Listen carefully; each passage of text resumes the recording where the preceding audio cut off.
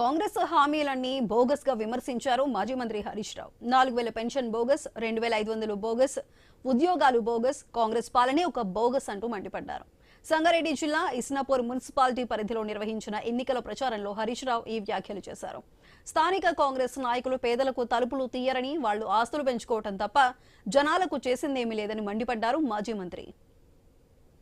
అదేవిధంగా గూడెం మధుసూదన్ రెడ్డి గారు party senior నాయకులు, మా షెల్లాపూర్ మున్సిపల్ చైర్మన్ సోమరెడ్డి గారు, మాజీ జెడ్పీటీసీ తమ్ముడు శ్రీకాంత్ గౌడ్ గారు, అదేవిధంగా మన పటాన్ చెరువు కార్పొరేటర్ మెట్టు కుమార్ యాదవ్ గారు, అదేవిధంగా పరమేశ్ యాదవ్ గారు, తమ్ముడు పృథ్వీరాజ్ గారు, మెరాజ్ మా విద్యార్థి నాయకుడు వెంకటరెడ్డి గారు, మల్లారెడ్డి గారు, అదేవిధంగా మాజీ ఎంపీపీ శ్రీశైలం గారు, విష్ణువర్ధన్ గారు, సంపత్ గారు, వేదిక మీద ఉన్న విజయ్, వెంకటేష్, దేవేంద్ర యాదవ్, ఇంకా పార్టీ సీనియర్ నాయకులు, అందరూ ఏమనుకోకుండా పేర్లు చెప్పలేదని, వేదిక మీద ఉన్న పెద్దలు, ముఖ్యంగా మా చిక్కుల్ అన్నాదమ్ములకు అక్కా చెల్లెలందరికీ పేరు పేద నమస్కారం. ఎల్లుండి 11వ తారీఖు నాడు ఎన్నికలు ఉన్నాయి. మనం ఓటు ఎవరికి వేయాలి?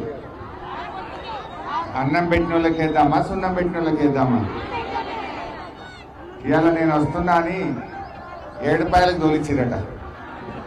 7 పాయలకు తోలిచ్చినా, 7 కొండల కాడికి తోలిచ్చినా గెలిచేది న్యాయం గెలుస్తుంది, ధర్మం గెలుస్తుంది, బీఆర్ఎస్ పార్టీ గెలుస్తుంది. దాచిపెడితే నిజం దాక్కుతుందా?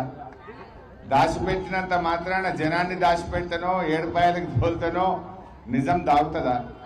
ఎప్పుడైనా నిజం నిలకడ మీద తెలిసినా నిజమే నిలుస్తుంది, న్యాయమే గెలుస్తుంది, ధర్మమే నిలబడుతుంది. ఇవాళ కాంగ్రెస్ గవర్నమెంట్ వచ్చి 2.5 ఏళ్ళు అయింది. కాంగ్రెస్ గవర్నమెంట్ వచ్చి 2.5 ఏళ్ళు అయింది. 2.5 ఏళ్ల కాంగ్రెస్ గవర్నమెంట్ లో ఏమన్నా ఒక చిన్న పని జరిగిందా? ఏమన్నా మీకు న్యాయం జరిగిందా? నేను ఒక విషయం మీకు గుర్తు చేయదలుచుకున్నా. మన తెలంగాణ తెచ్చిన కేసీఆర్, మన బీఆర్ఎస్ పార్టీ ఎన్నో మంచి పనులు చేసింది. కేసీఆర్ గారు, అది సౌండ్ పలుకుతుందిరా బాబు, ఇక్కడ డిస్టర్బ్ చేయదు. కేసీఆర్ గారు నెలకు 2000 పెన్షన్ ఇస్తా అంటే బరాబర్ 2000 ఇచ్చిందా లేదా?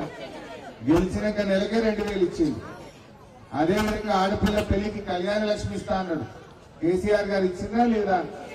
మీ బిడ్డ కాన్పుకు పోతే దవాఖానలో కేసీఆర్ కిట్ ఇచ్చిందా లేదా? కరోనా వస్తే నెలకు 10 కిలోల బియ్యం వచ్చినాయా లేవా? మీ పిల్లల చదువులకు ఫీజు రియంబర్స్మెంట్ అందిందా లేదా? సీను కొద్దిగా పోయే సౌండ్ కలుగుతుంది, చూసుకోరాదు కాబట్టి కూర్చుండేందుకు. అదేవిధంగా ఎన్నో మంచి కార్యక్రమాలు జరిగినాయి. ఈరోజు మన చిక్కుల గురించే మాట్లాడుకుందాం. కేసీఆర్ రాకముందు ఈ చిక్కుల్లో రోడ్డు కూడా చక్కగా పో, నక్కవాకు మీద బ్రిడ్జ్ చేసినాకనే కదా చిక్కులకు కళ్ళొచ్చింది. ఇంద్రేషన్కి వెళ్ళి బచ్చుగూడ మీదకి వెళ్ళి ఈ చిక్కుల దాకా డబుల్ లైన్ రోడ్ వేసినాకనే కదా మనకు కళ్ళొచ్చింది. ఎవరేసింది ఆ రోడ్డు? ఇంద్రేషన్కి వెళ్ళి రోడ్డు కలిపింది ఎవరు? ఆ బ్రిడ్జి కట్టింది ఎవరు? ఊర్లో ట్యాంకులు కట్టి ఇంటింటికి నల్లబెట్టి రోజు నీళ్ళు వచ్చేటట్టు చేసింది ఎవరు? ఈ రకంగా ఎన్నో మంచి పనులు మన బీఆర్ఎస్ ప్రభుత్వం చేసింది. మరి ఈడొక ఆయన పోటీ చేస్తుండు, ఆయన సంగతి మీకు తెలియదా?